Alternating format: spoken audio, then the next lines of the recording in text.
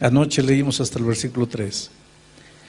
Pero Jehová hizo levantar un gran viento en el mar, y hubo en el mar una tempestad tan grande que se pensó que se partiría la nave.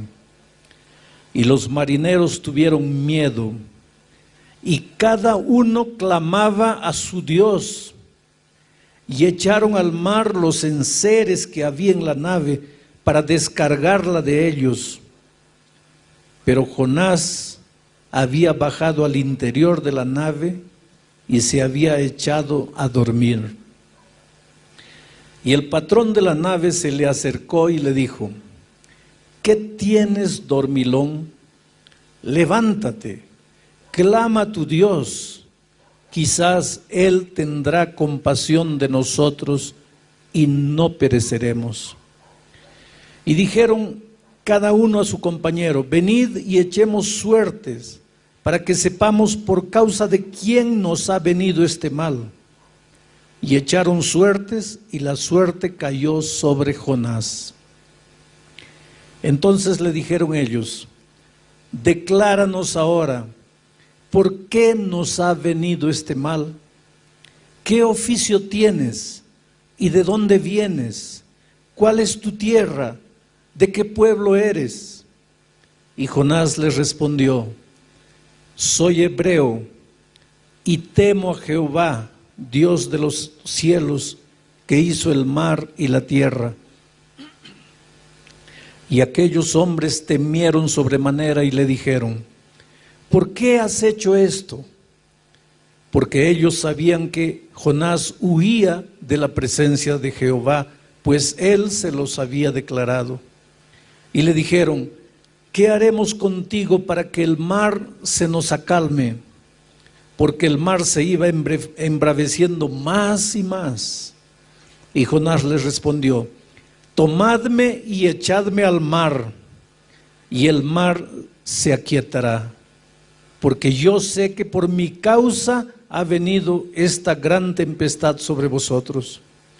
Y aquellos hombres trabajaron para hacer volver la nave a tierra, mas no pudieron, porque el mar se iba embraveciendo más y más contra ellos. Entonces clamaron a Jehová y dijeron: te rogamos ahora, Jehová, que no perezcamos nosotros por la vida de este hombre, ni pongas sobre nosotros la sangre inocente, porque tú, Jehová, has hecho como has querido. Y tomaron a Jonás y lo echaron al mar, y el mar se aquietó de su furor. Y temieron aquellos hombres a Jehová con gran temor, y ofrecieron sacrificio a Jehová e hicieron votos. Pero Jehová tenía preparado un gran pez que tragase a Jonás. Y estuvo Jonás en el vientre del pez 3 días y 3 noches. Vuelvo a leer el versículo 4. Pero Jehová hizo levantar un gran viento en el mar, y hubo en el mar una tempestad tan grande que se pensó que se partiría la nave. Dios tiene un plan maravilloso para todo aquel que un día se encuentra con Jesús. A Abraham, Dios le dijo: sal de tu tierra, de la casa de tus padres, y anda a una tierra que yo te mostraré. Y tú serás una bendición por donde pases. El plan de Dios para sus hijos es que sus hijos sean una bendición por donde pasen. Pero Jonás, en lugar de ser una bendición en el barco, estaba siendo una maldición. ¡Qué tragedia! Un hombre llamado para ser bendición se había vuelto en una maldición. Por donde tú vas, ¿eres una bendición? Como padre, ¿eres una bendición? Como esposo, como esposa, como hijo, ¿eres una bendición? Como empleado eres una bendición. Como patrón eres una bendición. Es interesante. Yo tengo un hijo abogado. Él se casó hace unos 5 años atrás. Y el día de las bodas conocí a otros 2 socios de él en un estudio jurídico que ellos tienen en Brasilia. Y yo los veía a esos 2 socios, también abogados famosos allá, medio dislocados porque no había bebida, no había cigarro, no había baile, no era el ambiente de ellos. Y dejé todo y me fui a la mesa de ellos para hacer sala, ¿no? Para conversar un poco, para que ellos no se sintiesen fuera del ambiente. Y es impresionante lo que ellos me dijeron. Yo les dije, mire, yo les agradezco a ustedes por el apoyo que ustedes le dan a mi hijo. Y uno de ellos me dijo, mire, nosotros no le damos ningún apoyo. Él es un buen profesional, pero una cosa, nosotros 2 tenemos una gratitud profunda por él, porque él tiene algo que nosotros no tenemos. Él tiene fe, él cree. Y cuando a veces nosotros tenemos un caso casi perdido, cuando parece que ya no vamos a lograr nada, lo primero que hacemos es entrar a la sala de él, no para pedirle ideas con relación al trabajo, sino para pedirle que él haga una oración por nosotros, porque hay momentos en que solo Dios puede resolver algunos problemas. Bueno, eso es lo que Dios quiere para ti, que por donde tú vayas seas una bendición. Tú eres la luz, dijo Dios. Vosotros sois la luz del mundo, dijo Jesús. ¿Ya escuchaste hablar de la leyenda del rayito de luz? El rayito de luz quería conocer a las tinieblas y un día fue a la mamá y le dijo, mamita, quiero conocer a las tinieblas, ¿dónde puedo encontrar a la oscuridad? La mamá le dijo, mira, anda a ese cuarto, allí está la oscuridad, puertas cerradas, ventanas cerradas, métete por alguna rendijita, allí vas a encontrar a la oscuridad. Y el rayito de luz se fue, entró y volvió frustrado. Mamita, entré, pero no había ninguna oscuridad. Entonces la madre le dijo, mira, ándate al centro de la tierra, allá al fondo de la tierra, ahí está la oscuridad.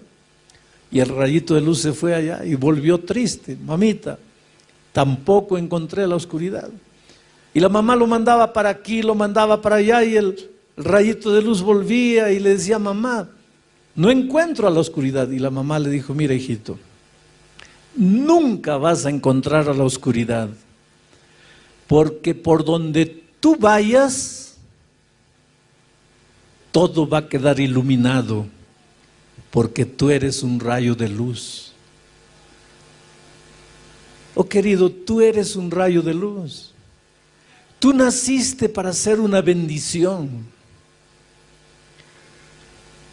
Mucha gente se queja y dice así, esta vida es un infierno, esta vida es injusta, nadie me ama, nadie me quiere, nadie me acepta, todo el mundo me trata mal. Pero yo quiero darte una noticia que no sé si te va a gustar. No es que todo el mundo te trata mal, no es que nadie te quiere, es que este mundo, esta vida es como un espejo. Si tú vas al espejo y le sonríes, el espejo te sonríe. Si tú vas al espejo con rabia en el rostro, el espejo te va a devolver la misma imagen. Si tú lloras delante del espejo, el espejo te va a devolver la imagen de alguien llorando. El problema es que tú andas con el rostro fruncido, andas quejándote de la vida, miras a las personas y nadie te gusta, vives criticando, mirando los defectos de las personas, pero quieres que te acepten. Quieres que todos se traten bien. Querido, trata bien a las personas. Ama a las personas. Acéptalas como son. Tú no vas a cambiar la personalidad de los seres humanos. Pero ese es muy hablador, acéptalo así hablador. Ese es muy callado, acéptalo callado. Ese es muy triste, acéptalo triste. Ese es muy nostálgico, acéptalo nostálgico. Porque cuando tú aceptes a las personas como son, las personas te van a aceptar a ti como tú eres.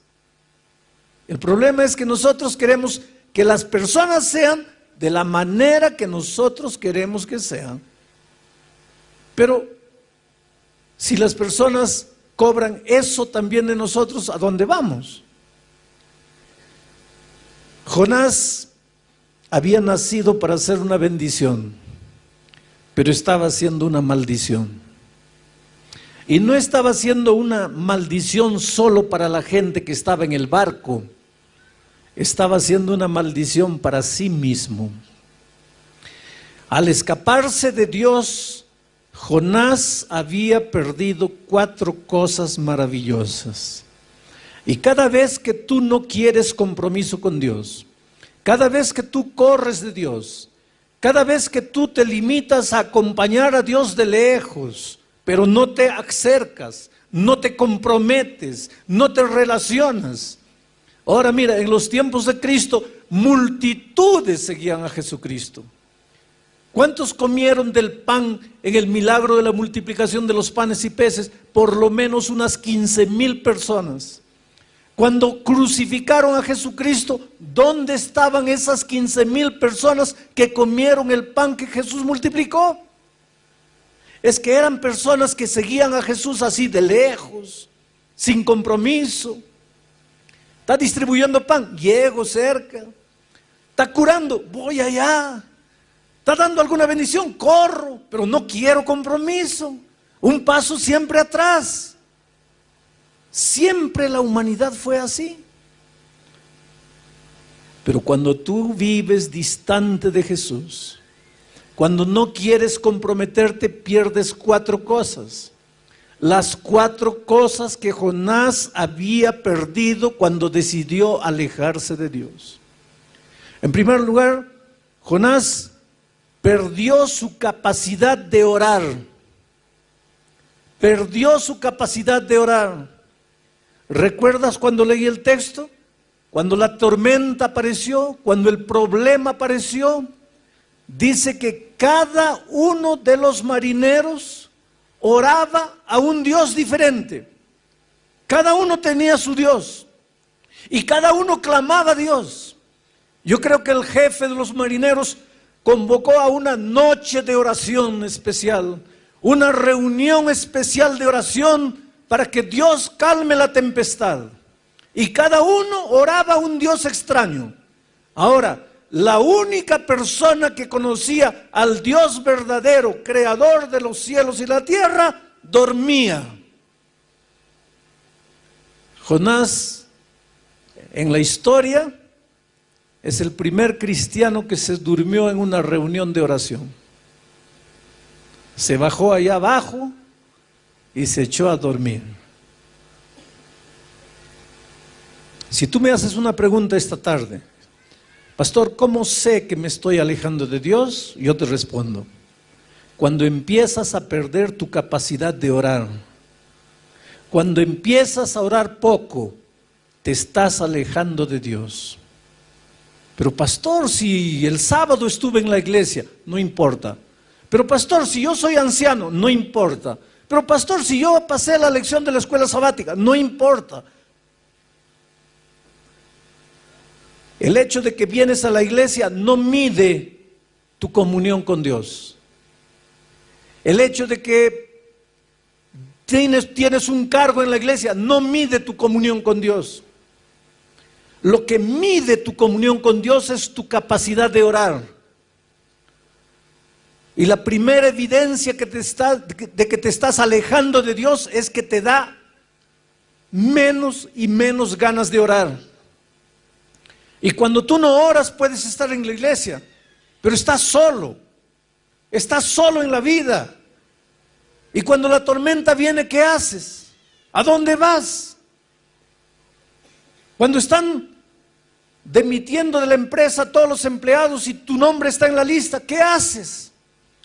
Cuando tu hogar se está destruyendo, ¿qué haces? Cuando estás adeudado o endeudado hasta el cuello, ¿qué haces? Porque si tú no estás orando, estás lejos de Dios. La única manera de saber que estás con Dios es si todos los días estás pasando tiempo en oración, abriendo tu corazón y dependiendo de Dios. Pero Jonás había perdido su capacidad de orar. Como consecuencia de haber perdido la capacidad de orar, Jonás empezó a perder la sensibilidad espiritual. Jonás dormía. Y cuando tú estás durmiendo, estás víctima de tus enemigos, a merced de tus enemigos. Cuando estás durmiendo, hasta un niño te puede matar. ¿Por qué? Porque durmiendo no puedes defenderte. Al alejarse de Dios, Jonás estaba perdiendo la sensibilidad espiritual. Mira, todos los marineros en el barco se daban cuenta que había un problema. Jonás no. Jonás dormía. Los marineros en el barco agarraban las cosas y arrojaban al mar para que el barco no tuviese mucho peso, a fin de que continuase flotando. Los marineros se esforzaban, los marineros luchaban, los marineros miraban al cielo, pensaban, ¿qué está pasando? Ahora el único que tenía conciencia de lo que pasaba, dormía. Había perdido la sensibilidad espiritual. ¿Sabes que lidiar con cosas espirituales es una bendición, pero puede transformarse en una maldición? Porque podemos familiarizarnos tanto con las cosas espirituales que pasan a ser rutinarias. Dejan de ser especiales, dejan de ser sagradas, tórnanse comunes, tórnanse simples. Pierdes la sensibilidad espiritual. Hay tanta violencia en el mundo, hay tanto secuestro, explosionan las torres, hay guerra, hay terremoto, hay tsunami. ¿Cuándo escuchaste hablar de tsunami? A no ser de estos últimos años. 10 años atrás, ¿sabías lo que era tsunami? Hoy día, ¿alguien sabe lo que alguien no sabe lo que es tsunami? Todo el mundo. Quiere decir, algo está sucediendo en nuestro mundo. Algo está pasando. Y hay mucha gente que no conoce a Dios, que no conoce la palabra de Dios, pero se pregunta, ¿qué está pasando? Y muchos que están en la iglesia duermen. No se dan cuenta. Están perdiendo la sensibilidad espiritual. Al perder su capacidad de orar, Jonás pierde su sensibilidad espiritual. Y al perder la sensibilidad espiritual, Jonás pierde su capacidad de oír la voz de Dios. Se endurece, se adormece y duerme. Y querido, ay de ti y de mí si un día perdemos la capacidad de escuchar la voz de Dios. ¿Cómo Dios habla a tu corazón? A través de la conciencia, que saca sus conclusiones de la palabra de Dios. Pero cuando Dios te habla y no le escuchas, te sigue hablando y no le escuchas, te continúa hablando y no le escuchas, tu corazón se va endureciendo, endureciendo, endureciendo, y llega un momento en que Dios puede gritar a tus oídos y ya no escuchas, porque pierdes la capacidad de escuchar la voz de Dios. ¿Hace cuántos años Dios te llama? ¿Hace cuántos años Dios toca tu corazón para que le entregues definitivamente la vida a Cristo? Estaré predicando esta noche para alguien que ya tuvo momentos felices en la iglesia de Dios. Y por esas cosas de la vida hoy día estás lejos de Dios, lejos de la iglesia.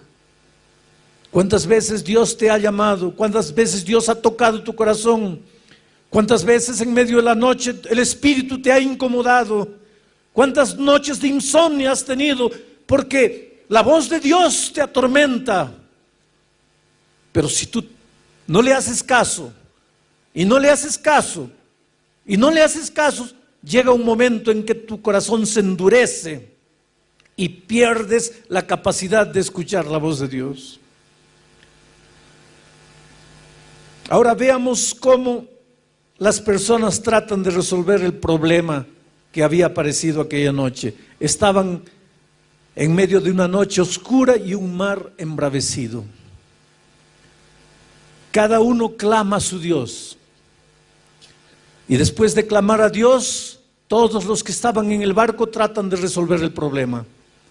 En primer lugar, ellos raciocinan y llegan a la siguiente conclusión: este problema debe haber aparecido porque entre nosotros debe haber un culpable. Y entonces ellos echan suerte. Ustedes saben que los marineros juegan cartas, juegan dados, juegan dominó.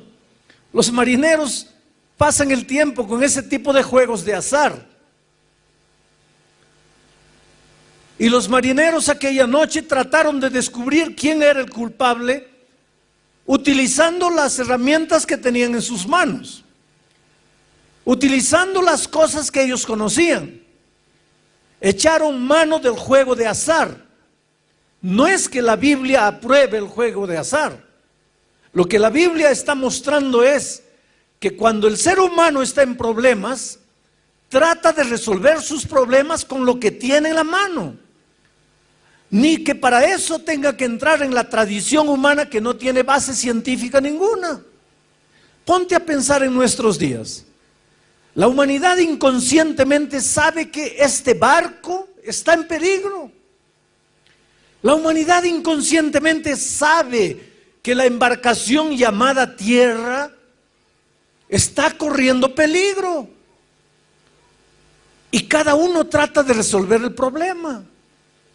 Unos piensan que esta tierra se va a destruir por causa del desequilibrio ecológico. Entonces vamos a concentrar todas las fuerzas en mantener el equilibrio ecológico. Y nunca en la historia se vio tantos movimientos defendiendo el equilibrio ecológico. Y claro que tiene razón de ser, pero la solución para el planeta no está ahí. Hay mucha violencia, hay mucho robo, hay mucha deshonestidad. Entonces, ¿qué debemos hacer? Vamos a construir prisiones para que todos los ladrones vayan allá.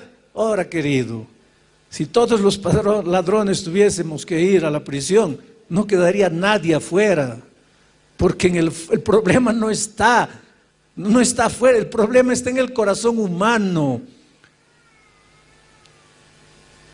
Hay un filósofo que dice que si tú no robaste todavía es porque no tuviste la oportunidad. Y yo te voy a confesar una cosa, porque quiero que entiendas que soy un ser humano tan humano cuanto tú. Un día en los Estados Unidos entregué un billete de $100, un billete de $10 para una compra que hice de $2, $3. Y la chica debería tener algún problema ese día, seguro que peleó con el esposo o algún hijo estaba enfermo. Evidentemente su cuerpo estaba allí, pero su cabeza no estaba, porque me recibió el billete de $10 y me dio el vuelto de $100. ¿Qué es lo que debería haber hecho yo inmediatamente? ¿Qué debería haber hecho? Devolver. Y devolví. Pero pensé 2 segundos antes de devolver. Y después me asusté. ¿Por qué tuve que pensar? ¿Por qué tuve que pensar? ¿Por qué no devolví en el acto? Como algo natural. Porque la honestidad no es natural. No es natural de nuestra naturaleza pecaminosa. Entonces, querido, el problema no está con la justicia humana, no está con la prisión, el problema está con el corazón humano. Pero cada ser humano trata de resolver el problema. El matrimonio está hundido. Vamos a intentar esto, vamos a intentar aquello, vamos por este camino. A veces entra en el terreno de la depravación, queriendo salvar el matrimonio. El problema no está allí. El ser humano, mira, hay gente que no sale de casa sin mirar el horóscopo para ver si este es mi día de suerte o no, si hoy día me va bien, me va mal. Ponte a pensar un poquito, ¿qué tiene que ver el astro que está ya millones de años luz con tu vida aquí? Oh, querido, piensa un poco. Porque me tropecé porque mi horóscopo decía que me iba a tropezar. ¿Qué tiene que ver ese astro con el hecho que no miraste la piedra que estaba delante de tu camino? Pero el ser humano, cuando está en problemas, trata de correr de un lado para otro para resolver el problema. Y es lo que los marineros hicieron aquella noche.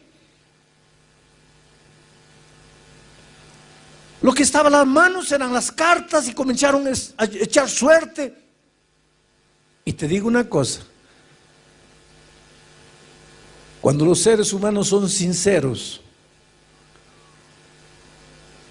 y aunque no estén en el camino correcto, porque no conocen otra verdad,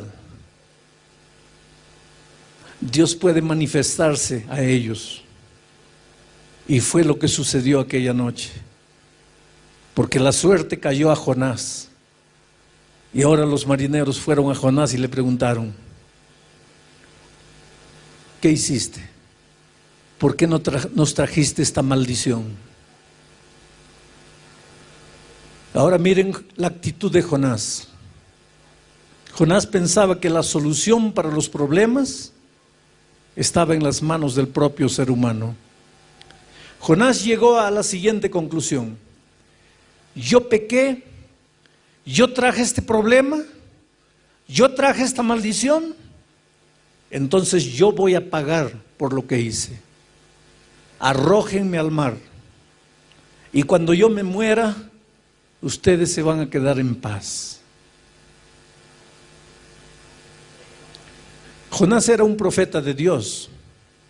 Jonás conocía el tema de la gracia redentora. Hay muchos cristianos sinceros que piensan que en el Antiguo Testamento la enseñanza es salvación por las obras y que en el Nuevo Testamento la enseñanza es salvación por la gracia. Pero si tú lees la Biblia desde el Génesis hasta el Apocalipsis, vas a ver que la única enseñanza bíblica es la salvación por la gracia. Por las obras nadie se salva, por la ley nadie se salva, por guardar mandamientos nadie se salva. Desde el jardín del Edén, cuando un cordero fue sacrificado para preparar vestidos para cubrir la desnudez del hombre, Dios estaba diciendo que la salvación es únicamente por la gracia de Jesucristo, porque ese cordero simbolizaba al Cordero de Dios que tiraría el pecado del mundo. Cuando Israel todos los días ofrecía sacrificio y un corderito era sacrificado, el mensaje era: la salvación es únicamente por la gracia. Por lo tanto, Jonás conocía el tema de la salvación por la gracia, pero él no creía. Él tenía una manera de pensar: el que la hace, la paga. Yo la hice, entonces merezco morir. Y es verdad, queridos. La Biblia dice: por cuanto todos pecaron, están destituidos de la gloria de Dios. Pablo afirma: la paga del pecado es la muerte. Todos esta noche merecemos morir. No hay justo ni siquiera uno, dice la Biblia. No hay quien busque el bien.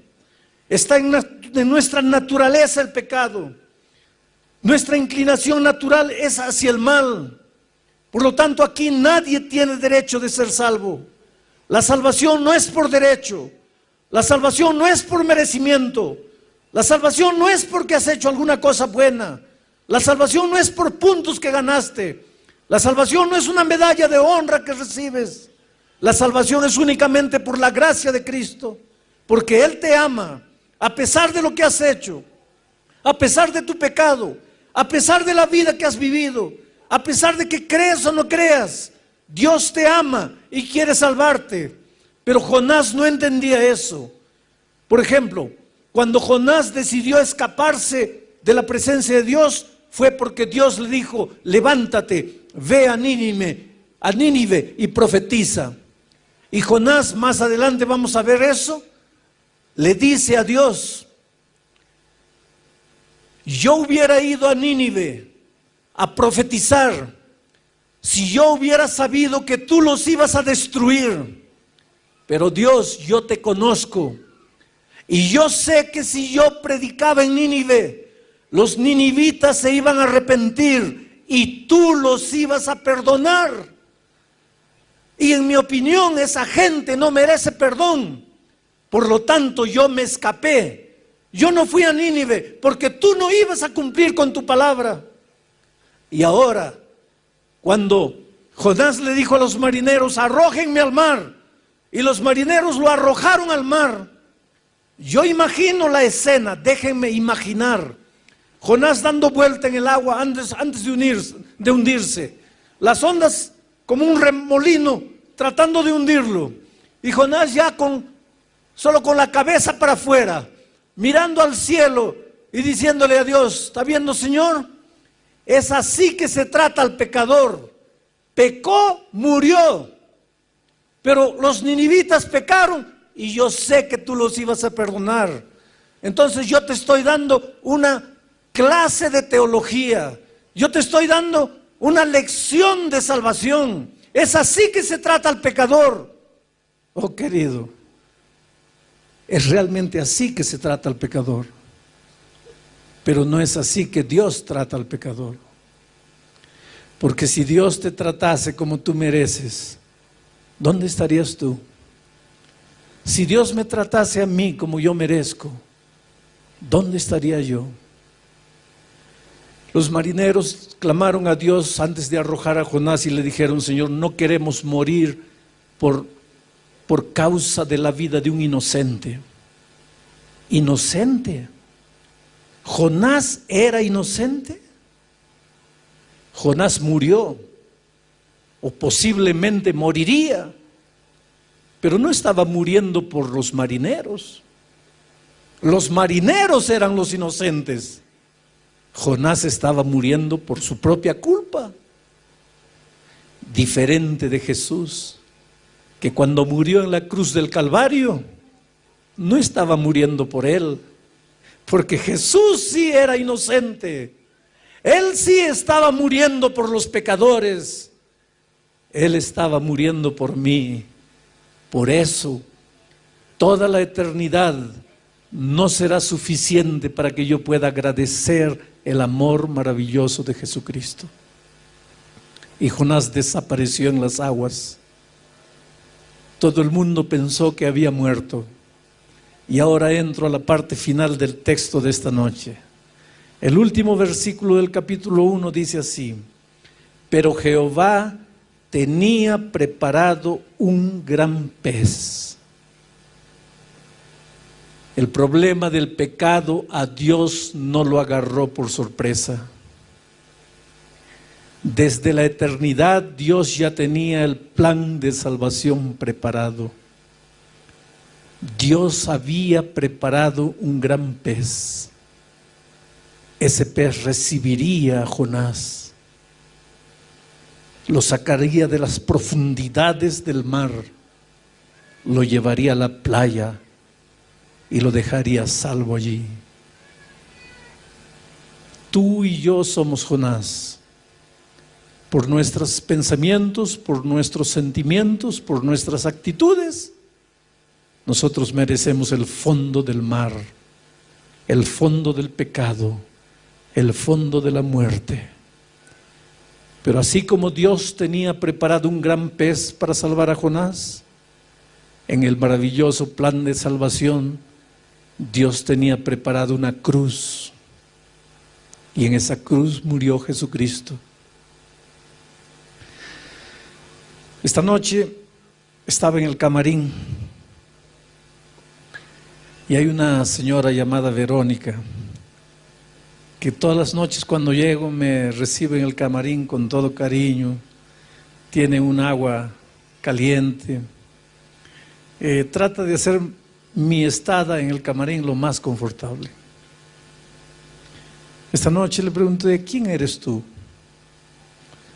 Y ella me dijo, pastor, hace muchos años, 9 años atrás, cuando mi hijo mayor tenía apenas 6 años, 7 años, mi esposo se fue con otra mujer.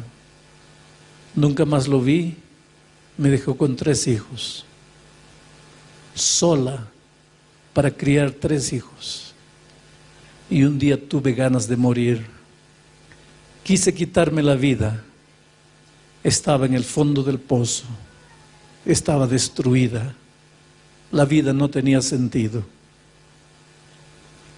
Y Dios me extendió la mano y me sacó del fondo del pozo.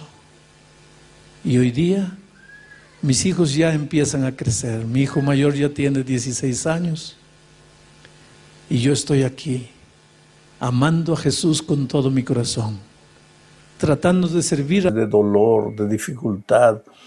Ellos a veces no entienden por qué, si Dios es un Dios grande, poderoso, ellos pasan por el valle del dolor y del sufrimiento, igual que nosotros. Bueno, el propósito de la lección de esta semana es mostrar que Dios es un Dios grande, todopoderoso, sublime, no hay nada que Él no pueda hacer. Al mismo tiempo, siendo un Dios que cuida del universo entero, se acuerda de cada hijo. Él te conoce, Él sabe quién eres, Él sabe las dificultades que atraviesas. Él conoce la historia de tu vida desde que estuviste en el vientre de tu madre. No hay nada que Él no sepa. A veces, en el momento del dolor, la primera pregunta que viene a nuestra mente es, ¿dónde está Dios? ¿Se olvidó de mí? No. Dios nunca se olvida de sus hijos amados. Y tú, ya lo dije tantas veces, eres precioso a los ojos de Dios. Entonces, vamos a la primera parte de este estudio bajo el subtítulo de no fueron encubiertos de ti mis huesos. Esa expresión sale de un salmo. En esta primera parte vamos a ver que Dios te conoce, querido, Dios te conoce mejor de lo que tú te conoces a ti mismo. Voy a ir leyendo algunos salmos y reflexionando en algunas frases, en algunas expresiones de los salmistas. El primer texto es Salmo 139, versículos 1 al 5. Dice así: Oh Jehová, tú me has examinado y conocido. El verbo examinar es analizar, ver detalles. Cuando se examina algo, se dirige la atención a los detalles. Lo que el salmista está diciendo aquí es que Dios te conoce en los mínimos detalles de tu vida. Tienes un lunar que nadie conoce. Dios sabe que tienes ese lunar ahí. Dios sabe cuántos cabellos tienes. Dios sabe las ansiedades de tu corazón. Cuando a veces tú te miras al espejo y crees que deberías ser un poco más bonito, o más flaco, o más gordo. Dios conoce todo, Dios te examina y conoce. Entonces sigo leyendo el Salmo. Dice, oh Jehová, tú me has examinado y conocido. Tú has conocido mi sentarme y mi levantarme. Has entendido desde lejos mis pensamientos.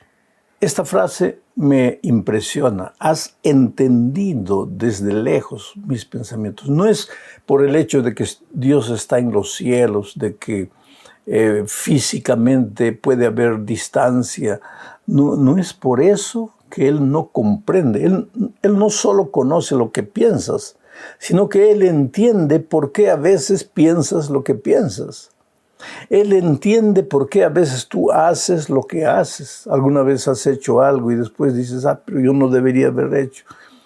Yo no me entiendo, ¿por qué hago esto? Que tú no te entiendes, querido, pero Dios sí te entiende. Dios conoce tus pensamientos, entiende la razón de tus actitudes. Dios conoce los detalles de tu vida. Sigo leyendo el versículo 3, dice, has escudriñado, escudriñar es investigar, es analizar también. Has escudriñado mi andar y mi reposo, y todos mis caminos te son conocidos. Quiere decir, no hay un lugar a donde podamos ir que Dios no sepa, que Dios ignore. Entonces, a veces cuando queremos entrar a un lugar que no deberíamos entrar, miramos para arriba, para abajo, a ver si alguien nos ve, si alguien no nos ve. Ese no es el problema. El problema es que desde el cielo Dios te está mirando porque Él conoce todos tus caminos. Y el versículo 4 dice, pues aún no está la palabra en mi lengua, y he aquí, oh Jehová, tú sabes toda mi palabra. Y termina diciendo el versículo 5, detrás y delante me rodeaste y sobre mí pusiste tu mano. Este es un texto animador. Nunca estás solo. Nunca estás abandonado. Dios te cuida, Dios sabe lo que te sucede. Pero al mismo tiempo es un salmo que nos hace reflexionar. Pues si Dios sabe todo lo que hacemos, a dónde vamos, lo que pensamos, deberíamos ser más cuidadosos. No solamente en que la gente nos vea o no nos vea, sino en el hecho de que Dios sabe todo lo que estamos haciendo. Vamos a otro texto, Salmo 139, versículos 7 al 9. Dice así, ¿a dónde me iré de tu espíritu? ¿A dónde me iré? ¿Y a dónde huiré de tu presencia? Si subiere a los cielos, allí estás tú. Y si en el Seol, en el sepulcro, hiciere mi estrado, he aquí, allí tú estarás. Si tomare las alas del alba y habitar en el extremo del mar, aún allí me guiará tu mano y me asirá tu diestra. Este es el versículo 10. Y este salmo nos muestra que no hay lugar donde nos podamos esconder de Dios. De los hombres podemos escondernos, pero no de Dios. Él vigila nuestros pasos. Pero a mí no me preocupa el hecho que Él vigila mis pasos, sino que Él cuida mis pasos.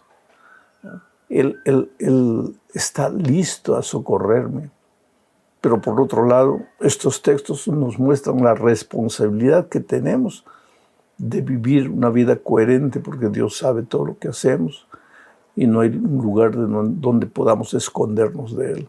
Otro salmo más que muestra que Dios sabe todo, que Dios conoce todo, hasta los mínimos detalles de la vida. Es el Salmo 139, versículos 13 y 14. Dice así, porque tú formaste mis entrañas, tú me hiciste en el vientre de mi madre. Te alabaré, porque formidables, maravillosas son tus obras. Estoy maravillado y mi alma lo sabe muy bien. Oh, querido, el cuerpo humano es un misterio que la ciencia, por más que estudie, nunca va a entender. Busca en este mundo una máquina, un carro, una bicicleta, una licuadora, lo que sea. Busca un aparato que dure 80, 90 años y que nunca durante ese tiempo necesite una refacción. Vamos a ver, comienza a funcionar y no para, 90 años. Sigue el mismo ritmo. No existe. Pero piensa en tu corazón, desde el día en que tú naciste, viniste al mundo, inclusive antes de cuando ya estabas en el vientre de tu madre, tu corazón comenzó a latir frecuentemente, constantemente.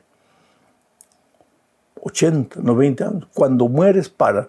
¿Qué máquina puede funcionar durante tanto tiempo sin parar? Entonces el cuerpo humano es extraordinario.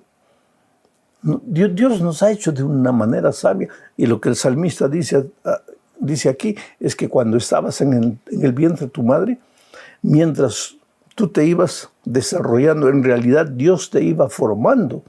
El salmista dice, tú me hiciste en el vientre de mi madre.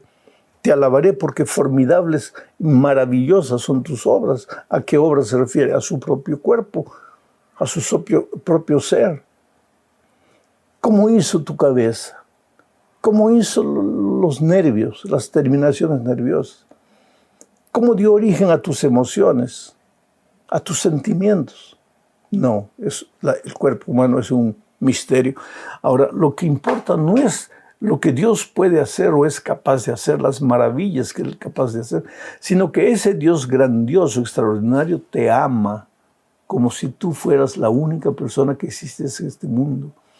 Y Él desea vivir contigo una experiencia de comunión diaria, constante. Vamos a la segunda parte, bajo el subtítulo de la seguridad del cuidado de Dios.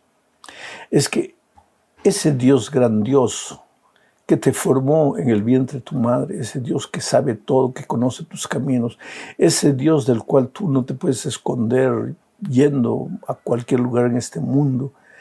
Lo importante es que ese Dios se preocupa por ti. Oh, querido, tú no eres un ser humano que Dios creó y una vez creado, Él te dijo, bueno, ya te crié, ahora ya es problema tuyo. Vive tu vida, trata de ser feliz a tu manera. No, no.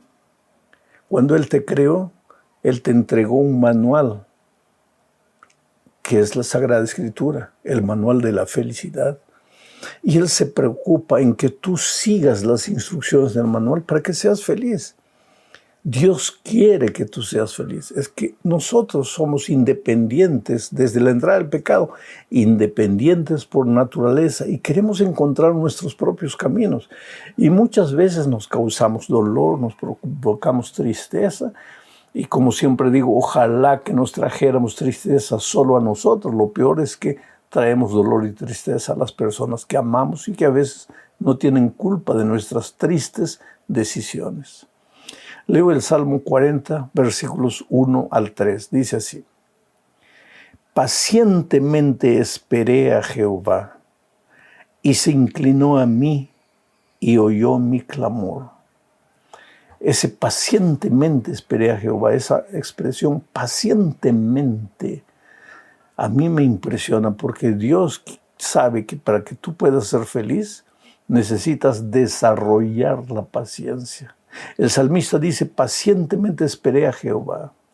Oh querido, cuando tú pides algo a Dios y parece que Dios no te da, no es porque no te quiere dar, es porque muchas veces Él quiere desarrollar tu paciencia y porque Él sabe que para ser feliz en la vida necesitas ser un hombre, una mujer paciente.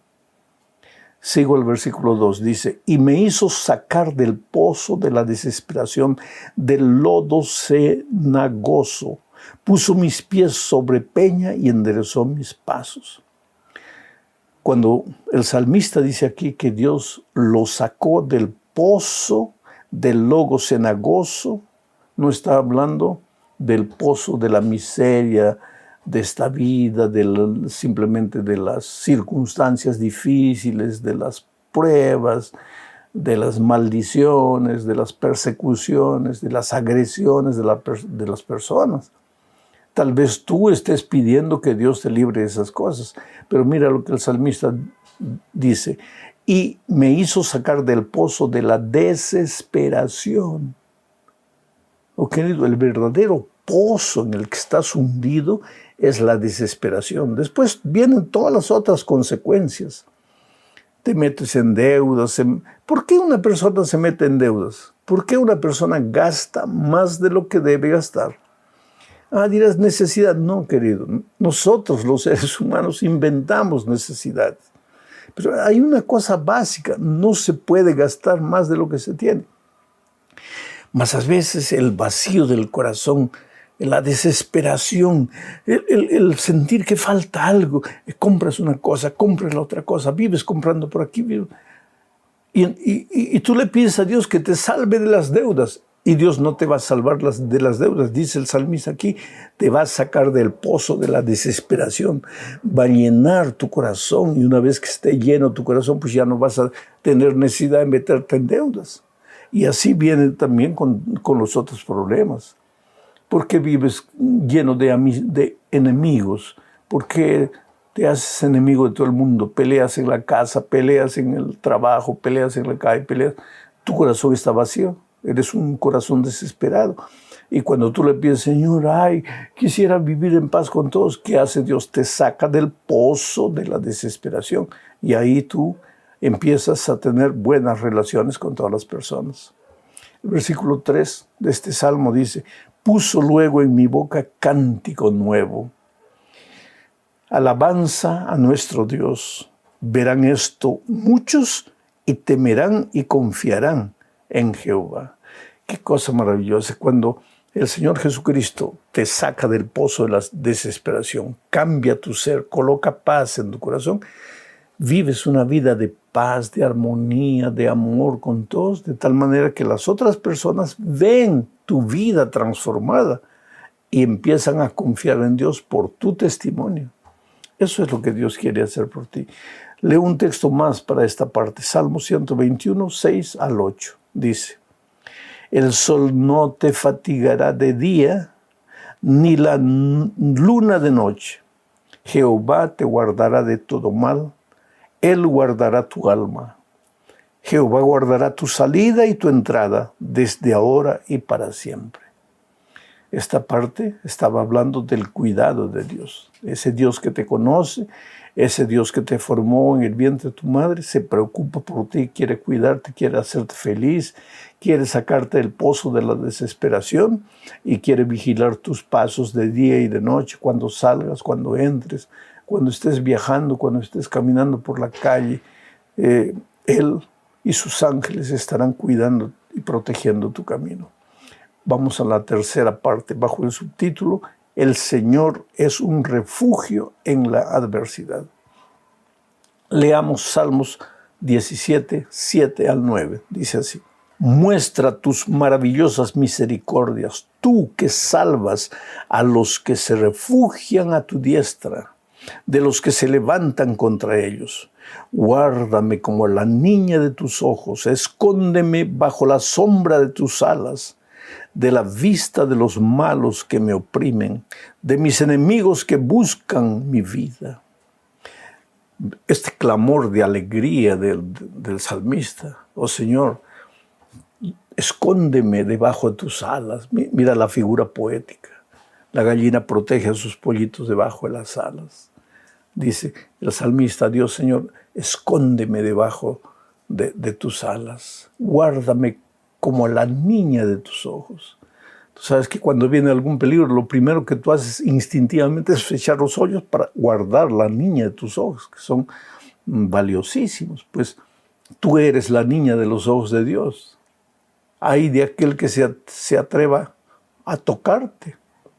Tú estás protegido y escondido debajo de las alas de Dios. Pero esta idea nos sugiere otra cosa, que mientras caminemos en esta vida, pues no estaremos libres de enemigos, no estaremos libres de dificultades, de pruebas, de enfermedades, muchas veces de la muerte. Porque si no hubieran dificultades en esta vida, pues ¿para qué necesitaríamos el refugio? ¿Para qué necesitaríamos las alas del Señor? ¿Para qué nos tendría que cuidar como la niña de sus ojos? Si todo es paz y maravilla en este mundo. Pero es que desde que el pecado entró vivimos en un mundo de dolor, de tristeza. Y muchas veces, aunque tú confíes en Dios, aunque clames a Dios, el dolor de esta vida te va a salpicar. Por eso vamos a leer el Salmo 46, 1 al 3. Este es uno de los salmos más bonitos de la Biblia que a mí me gusta personalmente. Dice así, Dios es nuestro amparo y fortaleza, nuestro auxilio pronto en las tribulaciones. No dice que si creemos en Dios nunca tendremos tribulaciones, nunca tendremos aflicciones. No dice eso. Dice que en medio de las tribulaciones y de los conflictos Dios será nuestro amparo y fortaleza. Ahora, si Dios va a estar conmigo, si yo puedo esconderme bajo las alas de Dios, pues que vengan las tribulaciones, las dificultades, porque yo tengo un escudo fiel en Jesucristo.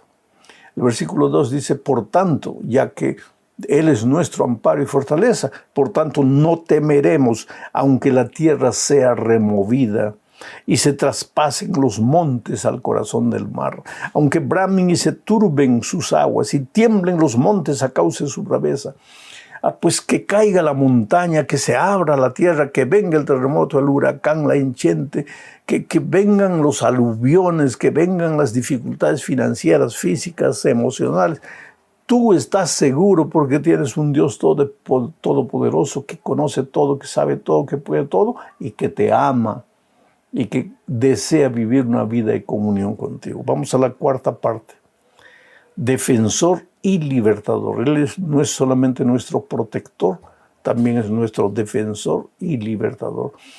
Pablo usa la manera como Dios cuidó en el pasado al pueblo de Israel en el desierto, usa eso para decirle a los cristianos de sus días, el apóstol Pablo, que no había por qué tener falta de confianza en Dios, porque si Dios había cuidado a su pueblo en el pasado, lo cuidaría hoy.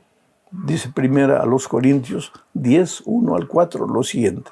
Porque no quiero, hermanos, que ignoréis que nuestros padres todos estuvieron bajo la nube y todos pasaron el mar. Y todos en Moisés fueron bautizados en la nube y en el mar. Y todos comieron del mismo alimento espiritual y todos bebieron la misma bebida espiritual porque bebían de la roca espiritual que los seguía y la roca era Cristo. Él está citando en realidad el Salmo 114. Ahora lo que me impresiona es que Pablo dice, hermanos, hay tribulaciones en esta vida, pero ¿por qué ustedes se preocupan? ¿Se acuerdan cuando el pueblo de Dios estaba huyendo de Egipto y llegaron al Mar Rojo? El Mar Rojo era imposible de ser atravesado. A la mano derecha, un monte imposible de ser escalado, a la mano izquierda otro, y atrás un enemigo imposible de ser vencido. Desde el punto de vista humano, el pueblo estaba destruido, acabado. Pero entonces Dios abrió el Mar Rojo y el pueblo pasó. Oh, querido, si Dios cuidó del pueblo de Israel en el pasado, ¿por qué no va a cuidar de hoy de ti? Humanamente tú puedes llegar a un punto en que dices, no, ya no hay salida para mí, ya aquí llegué, hasta aquí. No, hasta aquí llegaste tú. Pero con Dios no, con Dios siempre hay una salida. En medio del desierto brotará agua de la roca, caerá maná del cielo. Tu ropa te durará 40 años, tus sandalias te durarán 40 años caminando todos los días por el desierto, porque Dios es grande, todopoderoso, y te ama y va a cuidar de ti. Terminamos el estudio de esta semana hablando de la ayuda desde el santuario. Por algún motivo que yo no entiendo, porque mi cabeza puede entender la teología del santuario y todo, pero por algún motivo que escapa a cualquier comprensión humana, Dios tiene un regalo especial para los que se dirigen a su santuario. Leo Salmo 3:4, dice, con mi voz clamé a Jehová, y él me respondió desde su monte santo. Ahí en el monte santo estaba el santuario. El Salmo 20, 1 y 2 dice, Jehová te oiga en el día de conflicto. El nombre del Dios de Jacob te defienda. Te envíe ayuda desde el santuario y desde Sión te sostenga. En el santuario. Hoy día el santuario es el templo. Salmos 27:5 dice, porque Él me esconderá y considera inmorales, entre comillas, porque todo pecado es inmoral, claro. Pero el cristiano común huye de esos pecados visibles como el robo, el asesinato, el adulterio. Pero ese mismo cristiano sucumbe con facilidad delante de los pecados invisibles, entre comillas, como la envidia, la codicia y el materialismo. Es fácil esconder, entre comillas, estos pecados, envidia, codicia, materialismo. Es fácil esconderlos y estar presente en la iglesia los sábados. E inclusive aparentar ser cristianos celosos y preocupados con la obra de Dios. Podemos muchas veces con el tiempo llegar a engañarnos a nosotros mismos y creer que lo que estamos viviendo es una realidad y no puede ser la vida cristiana de otra manera. Pero la pregunta es, ¿podremos engañar a Dios? Esa es la pregunta capital. Dios no puede ser burlado. Todo lo que sembramos, finalmente cosecharemos. Ahora, el problema del ser humano no es una simple atracción por el dinero y por las cosas materiales. Ya lo dijimos eso en la lección pasada. El verdadero problema va más allá de esto. Es el carácter. Con la entrada del pecado, el carácter del ser humano fue deformado. Hoy, con este carácter pecaminoso ya, y aunque hemos pasado por la experiencia de la conversión, todavía cargamos la naturaleza pecaminosa hasta el día de la glorificación. Con esa naturaleza, pues queremos hacer lo que nos gusta, lo que nos parece bien, ansiamos dar rienda suelta a nuestras inclinaciones y nada más. Y la única solución es devolvernos a Dios y aprender de nuevo a andar con Él. Porque la verdad es que nos hemos olvidado de caminar con Cristo. Hemos aprendido a andar en nuestros propios caminos, a satisfacer nuestros deseos egoístas. Hemos aprendido a fingir y aparentar, a estar en la casa de Dios, pero lejos de Dios. Necesitamos urgentemente devolvernos a Él. Porque en primer lugar, Dios es el creador de todo. Es el dueño absoluto de lo que existe. Nuestra vida depende constantemente cada segundo de Él. Por lo tanto, debemos devolvernos a Él, y al devolvernos a Él, nos estamos devolviendo a la vida, porque Él es la propia vida. Salmos 33, 6 al 9 dice: Tu justicia es como las grandes montañas. Tus sentencias son como el mar profundo. Tú, Señor, cuidas de hombres y animales. Dios mío, cuán preciosa es tu misericordia.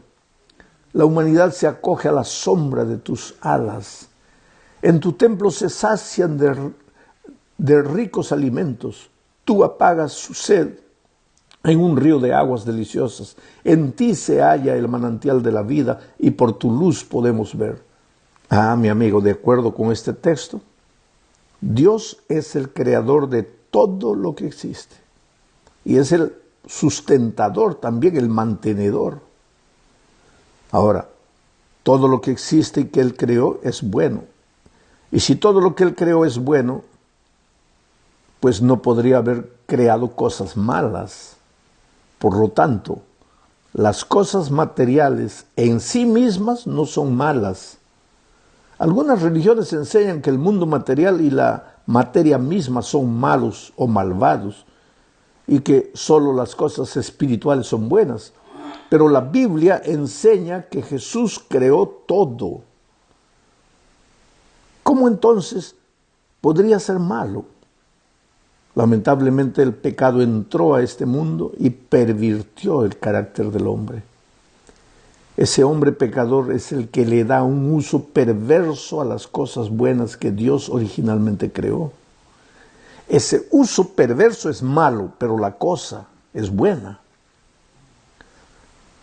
Sin embargo, la Biblia advierte contra el abuso y la perversión de las cosas buenas que Dios ha creado en este mundo.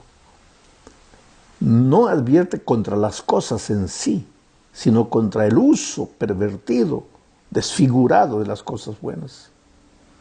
Porque ya vimos, Dios creó el mundo material y quería que su pueblo disfrutara de los frutos y beneficios de ese mundo.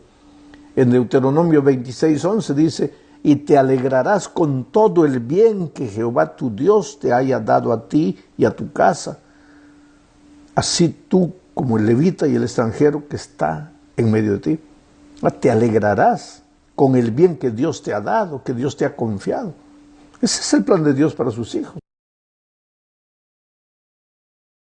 ¿Ves que Dios es bueno?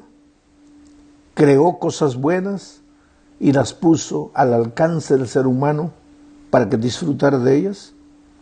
Infelizmente el pecado arruinó las cosas bellas de la creación, el carácter bello, perfecto del ser humano, y el ser humano se volvió egoísta. Esto nos lleva a la segunda parte de este estudio.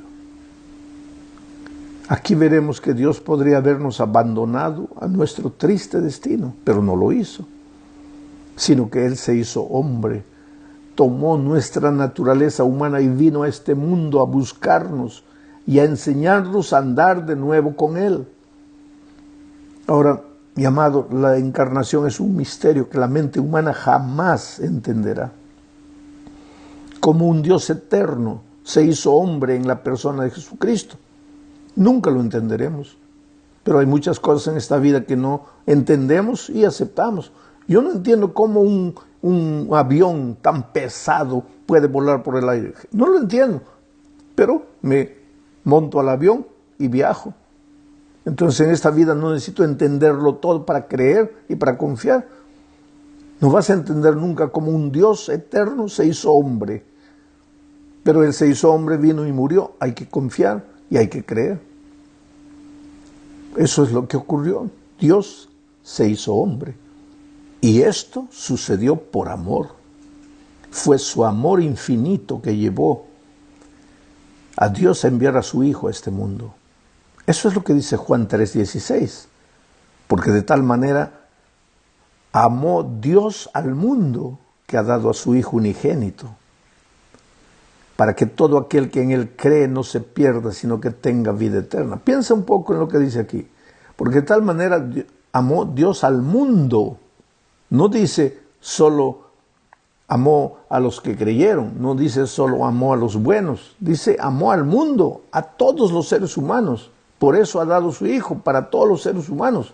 Pero esto ¿a quién le sirve? Solo al que cree, para que todo aquel que en Él cree no se pierda. Entonces Dios ama a la humanidad entera, pero no porque la ama, la humanidad entera se va a salvar. Solo se salvarán los que aceptan ese amor de Dios.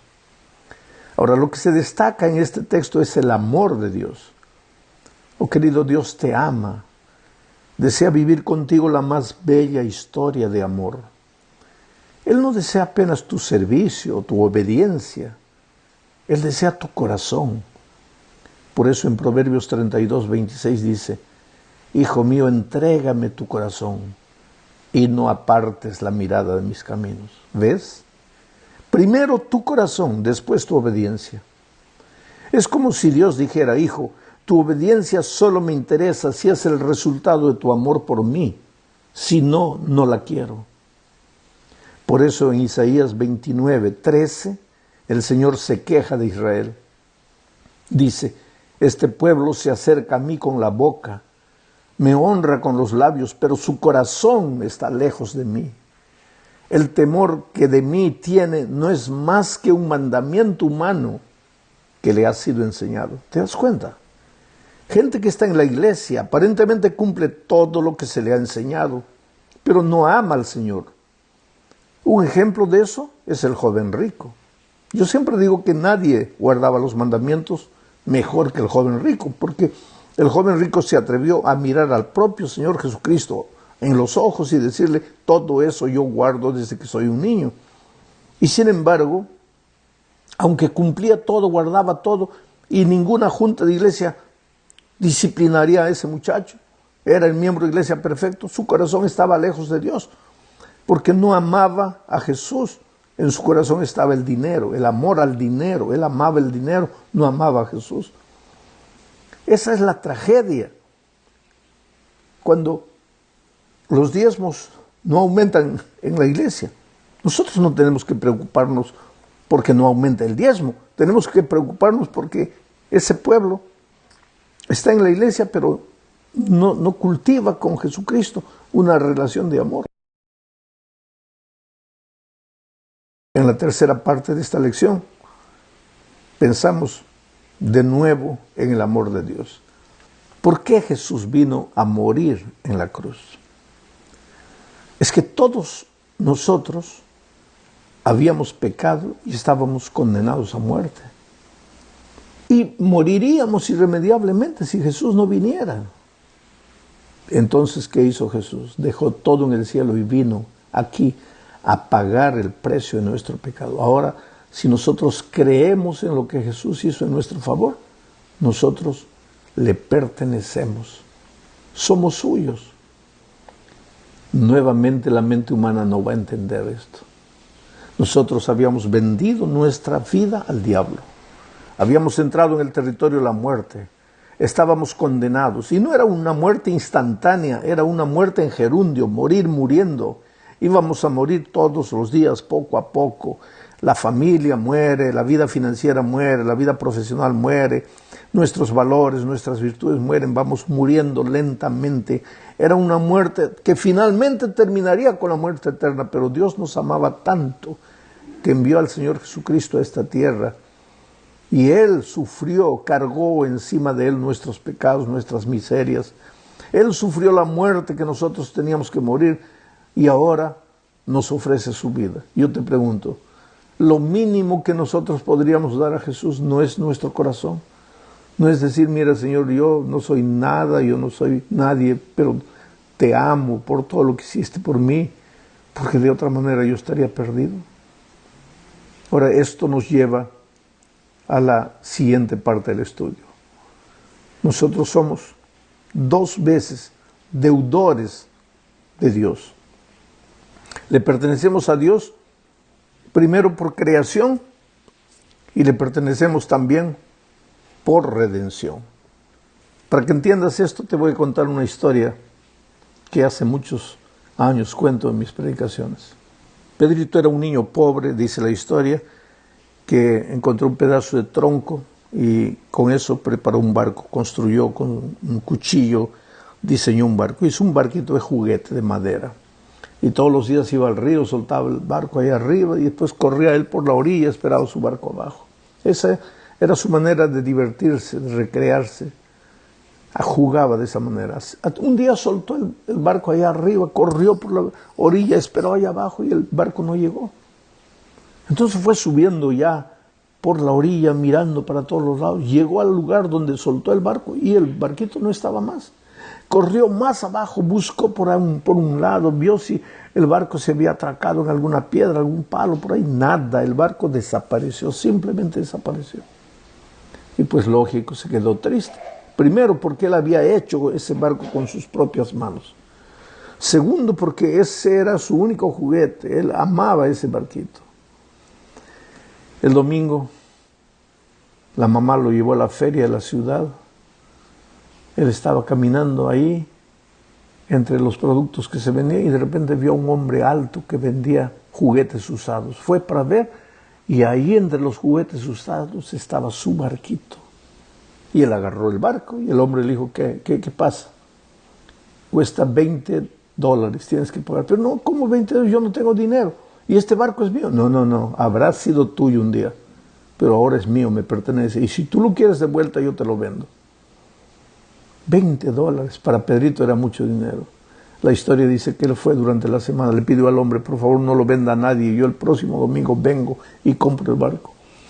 Y esa semana fue, trabajó en la chacra, en el campo, en la roza, en fin, en la hacienda, y se hizo sangrar las manos, pero no importaba el dolor, el sufrimiento, con tal de conseguir el dinero para comprar su barco de nuevo. Y el domingo fue con el dinero, pagó por el barco, agarró su dinero, volvió para la casa, se sentó en el patio, agarrando su barquito en las manos y llorando, lo besó y le dijo, barquito, barquito, tú eres 2 veces mío, mío porque te hice y mío porque te compré.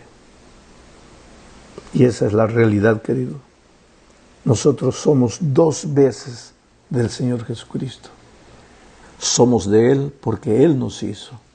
Y somos de Él porque cuando nosotros lo habíamos perdido todo, lo habíamos arruinado todo por causa del pecado, Él nos compró. Y no nos compró con oro o plata, nos compró con su preciosa sangre. Entregó su vida para rescatarnos. Ahora, ¿qué es lo que podemos hacer en retribución? Solamente devolverle nuestro corazón. El problema es que nosotros, como iglesia, a veces caemos en el formalismo. Todo lo que nos preocupa es que la iglesia esté llena, que haya bastante dinero en los cofres. que las personas aparentemente cumplan todo, guarden todo, sigan todo. Ya pensamos que estamos bien. Pero no nos preguntamos si esas personas tienen a Jesucristo en el corazón, si están enamoradas de Jesucristo. Y Jesús viene y dice ahora, hijo, yo no te voy a decir que no me gusta que mi pueblo sea un pueblo obediente y que camine mis caminos. Pero en primer lugar yo quiero que mi pueblo me ame, que su corazón sea mío. ¿Y por qué Jesús busca una relación de amor con el ser humano? Porque Él amó al hombre. Por amor lo creó. Por amor vino a buscarlo. Por amor murió en la cruz. Entonces él no quiere simplemente robots en la iglesia programados para obedecer. Él busca hijos que tengan corazón, pero un corazón que sea capaz de amar al Señor Jesucristo. Y el día que nosotros llevemos a la iglesia a enamorarse de Jesucristo, muchos de los problemas habrán desaparecido. A veces cuando trabajamos con la juventud especialmente, tratamos de hacer cosas, no, porque al joven no le gusta usar traje, porque al joven esto, porque al joven le gusta comer donuts mientras está escuchando el sermón, porque el joven esto, porque son fantasmas que creamos en nuestra cabeza. Ahora, lleva al joven a enamorarse de Jesucristo para que tú veas la realidad, lo que va a pasar. Una vez que el joven se enamore por Jesucristo, pues va a suceder lo que sucede cuando un muchacho se enamora de una chica. Es capaz de ir a Europa atravesando el océano Atlántico a nado. ¿Por qué? Porque ama. El amor todo lo puede, el amor todo lo consigue.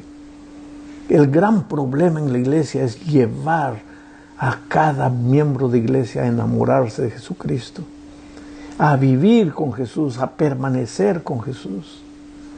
Entonces, volvemos al título de la lección. ¿Cuál era el título? Era una pregunta: ¿Dios o Mamón?